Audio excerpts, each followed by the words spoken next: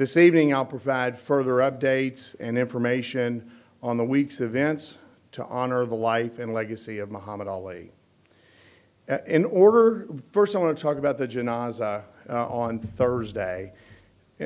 In order to accommodate a growing size of attendees, the janazah service on Thursday has been expanded into the north wing of the Kentucky Fair and Exposition Center, with the overflow now into Freedom Hall.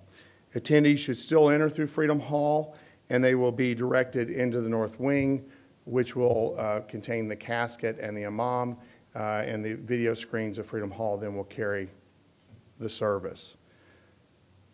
On Friday, the doors of the KFC Yum Center will open at 11:30 a.m. Again, the memorial will take place from 2 to 4. It's expanded a little bit. I'll talk about that in a second. On Friday, and again, the doors open at 11:30, so that's new information as people are planning their time to begin to stand in line. They may want to get there a little early. There's another issue I want to address, and that is I've had growing media speculation concerning the role of Governor Matt Bevin of the Commonwealth of Kentucky. So Governor Bevin will direct Kentucky's state flag to be flown at half-staff on Friday, June 10th, as a mark of respect for Muhammad Ali, a global icon and our Kentucky native son. You know, Governor, when he called, said he recognized Muhammad as Kentucky's most notable athlete of all time, but also his great humanitarian efforts as well. In addition, Governor Bevin and Lieutenant Governor Hampton will join dignitaries and fans from around the world as they gather at the Yum Center in Louisville to show respect and to celebrate his life and accomplishments and pay final respects. The governor reached out and wanted to make sure that the focus is on paying respects to the Ali family and to celebrate the life of a global icon in an appropriate way. One note, and for those who don't know, and this is just, the Commonwealth flag is the only one that will be lowered.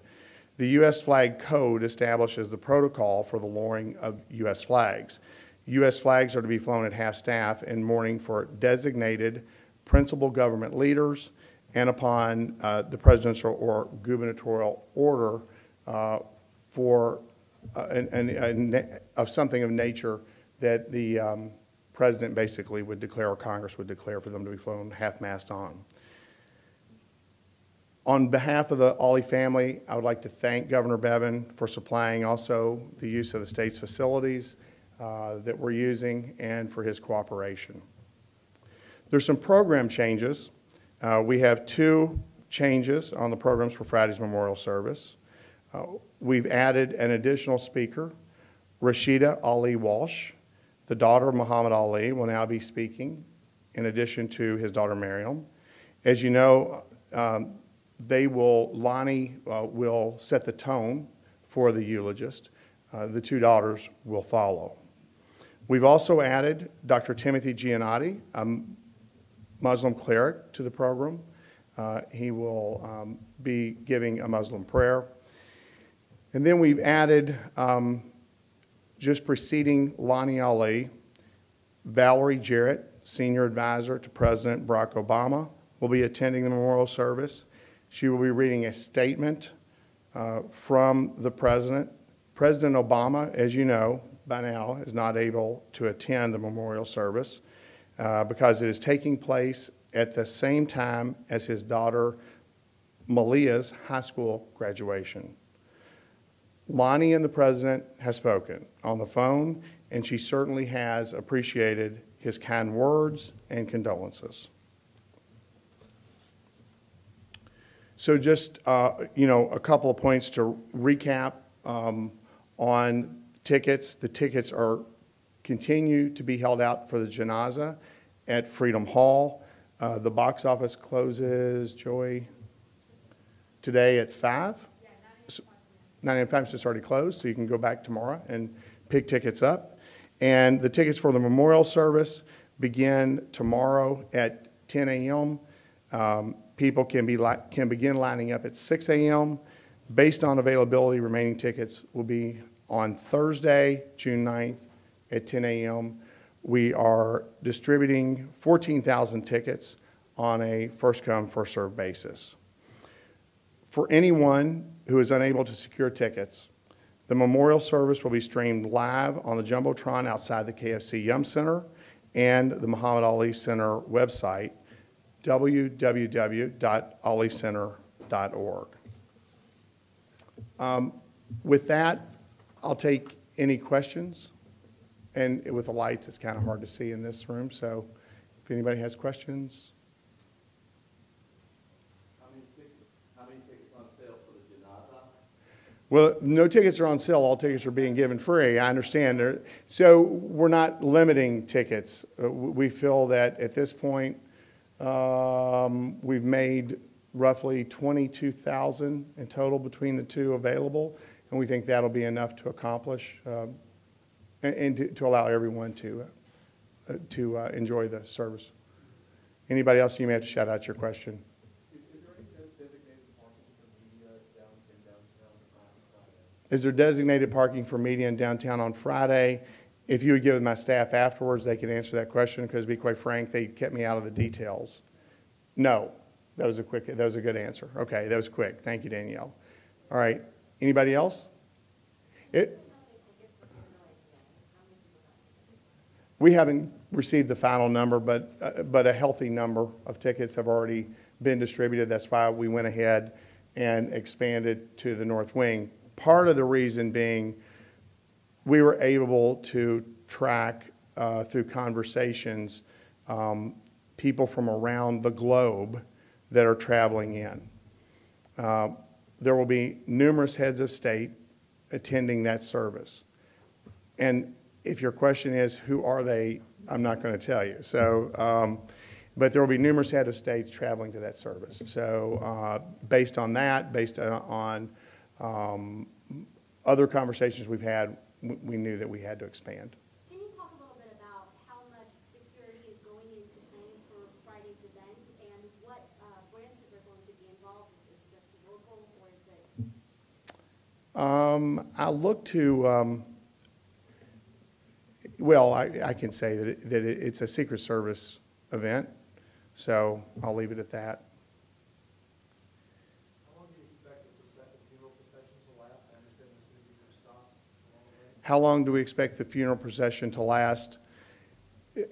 Right now they have it, well, as of this morning until I changed it, they had it timed out to about an hour and 30 minutes. We drove it this afternoon, I'm going to guess about an hour 45.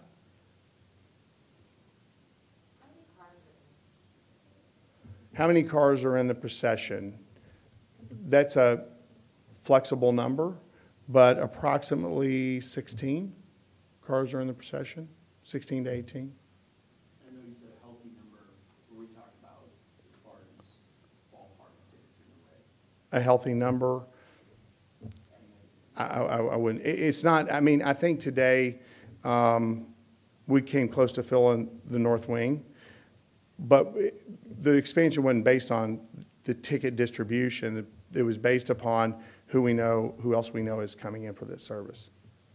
As far as the procession goes, what is the casket going to be carried on? Is it going to be a hearse, washed gone?